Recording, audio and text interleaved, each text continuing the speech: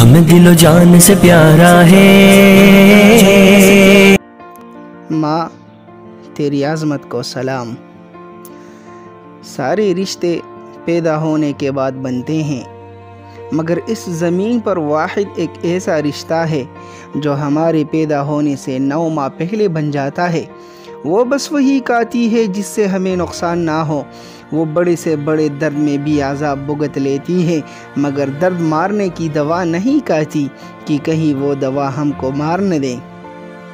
ہم اس کی پسند کے کانے چڑھا دیتے ہیں، ہم اس پر نیند حرام کر دیتے ہیں۔ وہ کسی ایک طرف ہو کر چین سے سو نہیں سکتی، وہ سوتے میں بھی جاگتی رہتی ہے۔ 9 مہینے ایک عذاب سے گزرتی ہے۔ گرتی ہے تو پیٹ کے بل نہیں گرتی، بلکہ پہلو کے بل گر کر ہڈی توڑوا لیتی ہے، مگر تجھے بچا لیتی ہے۔ لوگ تو شکل دیکھ کر پیار کرتے ہیں، لیکن اس نے ابھی تیری شکل بھی نہیں دیکھی مگر تجھ سے غائبانہ پیار کرتی ہے۔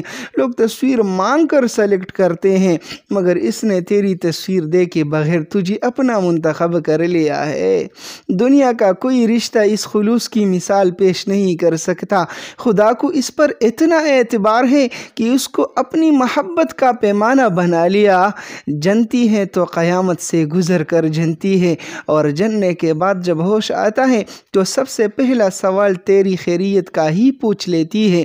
خدا کے بعد وہ واحد ہستی ہے جو عیب چھپا چھپا کر رکھتی ہے۔ تیری حمایت میں وہ ایسا عذر تراشتی ہے کہ تیرے باپ کو مطمئن اور تجھے حیران کر دیتی ہے۔